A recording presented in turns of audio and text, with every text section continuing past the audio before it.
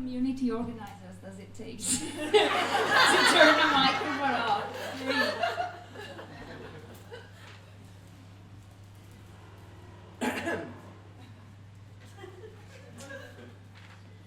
Based in the Midlands, Verity Spott boasts over 40,000 square feet of manufacturing facilities located on a 2-acre site. Spott has the largest specialist manufacturing facility of its type in the UK. All its products and systems are designed and manufactured in-house. Verity is just a big baby and has written about 10 books of poetry. And then here's that was what I had written down, but I'm going to do a bit of improvised sincerity. It went so well last time. Verity is, in my opinion, one of the best poets working in the UK today, and I'm really lucky to call her my friend, and she's very nice. And I think that's it. Are you ready to go on? And she's ready to go on.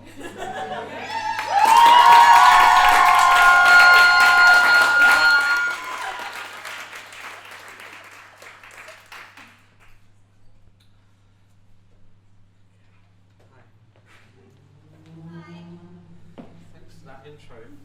It's really flattering and sort of really embarrassed me with that stuff about the East Midlands production facility. I'm massively nervous, and that's because I still haven't decided what I'm going to read, and I don't like deciding what I'm going to read before I do readings, because then you're beholden to a situation which you didn't meet in the room that you're in. And the only anchor in the world I have right now to where I will go next is this poem from 1889 by W.J. Turner, which will be the epigraph to whatever I do. Romance, W.J. Turner, 1889.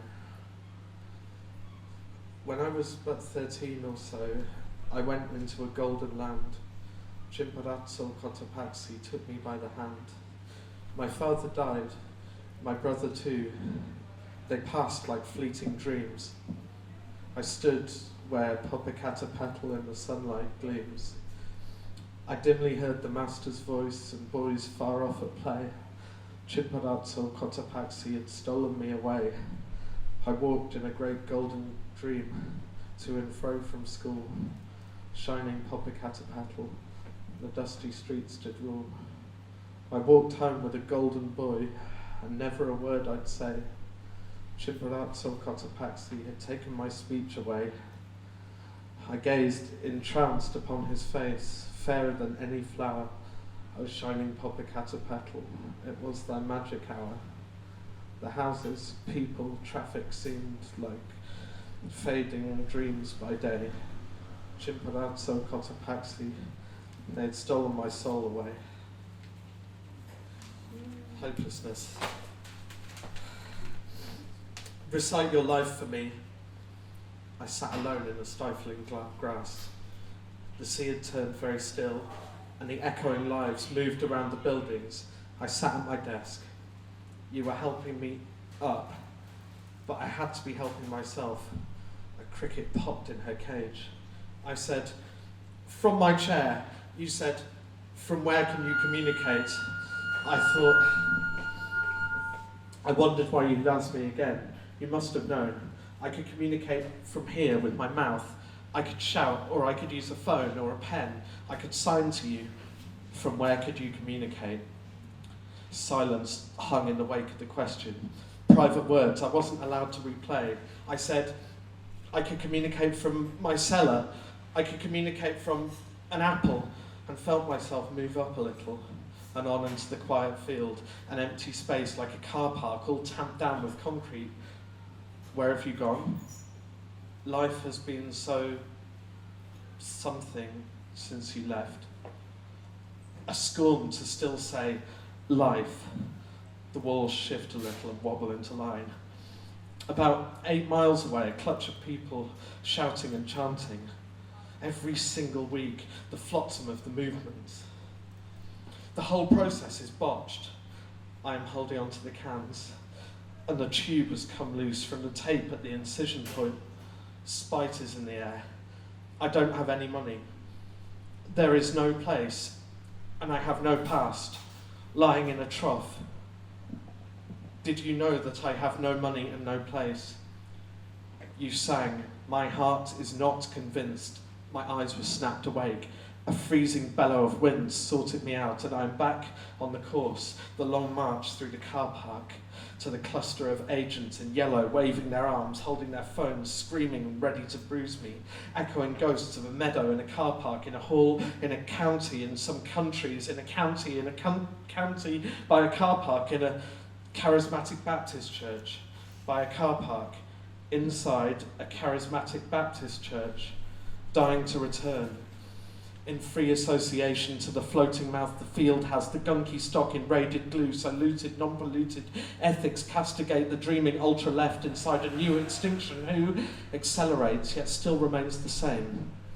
I could communicate in a box, in a field, on a sofa, in a chain, in a nozzle, in my stomach, in a bed, from a leaf to a stone, from a bolt to a gluey hand in salary cuts from any organisation, or to blue-green lights just above the car park, turning the tarmac into grasses and other lights, LEDs dropping like wildflowers and butterflies onto the floor, carpet the day in verdant beauty from some retired middle-class people in the southeast, making your best decisions, sensible, maggoty, diluted, and in 4 new locations, Gracechurch, Guildford, Vineyard, something that's something I will never forget, suspended in, I feel like I've been here before, in space or air. I am lit and gleaming in the flowers, my delicate body in the long warm glass, switch and smile up, papillon LEDs gently forming into a shape. I could communicate from here, here, here. I use my finger in my head, eye and tube, clumsily pushing it back in the wound, sneering at the nurses who only have to help me, who only want to do it, now sluiced back through retention, pain, and little plastic gloves take you through the engram by any quiet mechanism. The bedsheet was red, the carpet was grey, the lamp was antique, the pain was here, the bedsheet was red, the window was clear, the meadow was there, the nation was perfect. By any quiet mechanism. Sorry, what? We're going to try and attach the tube again now. The tube, okay? You may feel a little discomfort. There, that's all done now. Lying in my lonely bed, blinking and sighing, moving gently onto a sign, and then another. There will be no sleeping. There are thoughts. There is the blunt light and smells. The room is a fucking mistake, they think. They lie in their bed. You are sent back to bed, back to the wide mind, narrow down the tube, in a lit up park in a field. He presses you dead and open, flat out. What are you? Knowing, transcript, in monitored by dead acute Ryle in a cleft, something I will never, that memory held in clot, coined and pushed to the pressure of testimony. Will not forgive, will not let up. My chain flowers, tell me. Across the new gaping meadow, a fennec fox stumbles in the wall. Her hands and feet scramble like coffins. You are disrupting. You are decaying. You are amounting to a hidden excess. Scrub the road for me. There is grass beneath grass, soil beneath soil, nozzle, tube, wire, rubber, pulverized categories, pulled into meanings, pushed into tubes, pushed out of you into the wound, cleaned and sent back. You tell the meadow, I did the things that girls did. That's something I can or will never forget. Arrested in space, constantly warring to recount, stumbling into the wide open field. I've gone into a place. It is in a village hall, but the floor is marked out with faded sports markings. There are some trestle tables folded, stacked against the walls, some high folded blinds, brown plastic chairs with little orange or black rubber stoppers at the end of their metal legs. Some of those stoppers are missing, so the chairs wobble. The drum kit hasn't been tuned in a long time. The ride cymbal is slightly cracked, but strangely the crash is brand new. A faint smell of urine, instant coffee and orange squash. A trembling person, not trembling, lurking in the phonics. Creeping into the hall. There is a ping pong table somewhere in a corner in the middle of your dozing mind. A quiche. The men wear no ties. Two of the women wear headscarves. A man is speaking near the quiche to a small assembly. His name is Richard Bennett. The talk is entitled Catholic Mysticism and the Emerging Church. I have been listening to the talk. It is dry and the children are forced to sit in it. I've gone to leave the hall and walk out to find myself in a much larger hall of the same dimensions, the same contents, even the same Richard Bennett giving a talk entitled Catholic Mysticism and the Emerging Church Re-Examined, with a tiny hall in the corner, a charismatic Baptist church in the home counties, tiny in the larger hall, a charismatic Baptist church in the home counties, housing a charismatic Baptist church in the charismatic Baptist church in the home counties. Outside of here are the home counties, in here the church, and inside it the church. Both are in the home counties. This is where your best decisions begin. Somewhere you've never been, a meadow near to it in the balmy stench, summer pollen like snow, polder of the afterglow, and you're flooded with joy in the pasture, connected to the motion of the swaying grass, feeling your heart in your chest, taking in the beauty as it scans back the meadow, connected to, but not always, you going there and walking in the lapping breeze, joyous light of late afternoon, not surprised by it, swift birds swoop as if dropped and catch back onto the warm air as it rises from the ground, sends up to the air, connected and swirl into the brilliance, fully distronic, and as with the air, the crickets somewhere you have never been are staring in a way that you have never stared, with all five of their eyes in fixed points connected to the optic globes of brain, gazing in love at the femur with its coarse hairs, each a dapple of complex hooks you have never felt, as this in the meadow is a mantis, not the ideal, but may as well be, as it is perched by the kiss of a flower you long and lift up, connected to you as you were then, a primal longing for peace shattered. It's a scarlet day in a place you've never been, with your eyes closed, with another layer of brick, and then another, then some boards and plaster, and the hauntings of a place filled up with the echoes of people who are coming. Who is this? Standing outside of it, making up the pastoral imagining, shaking your head sadly. You refuse to use the word it. You shake your head and nod your head. You go to work and nod. You go home and shake. I am, we are, you are, the whole of the world, walking alone in our 30s through the meadow, gently congratulating ourselves. A distant figure, slightly annoying, but okay, not at all the worst.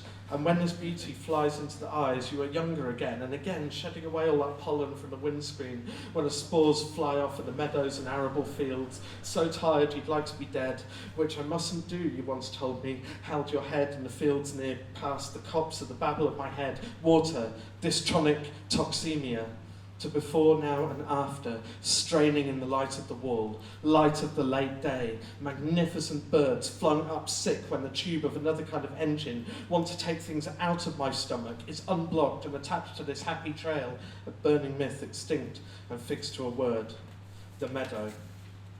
From where could you communicate?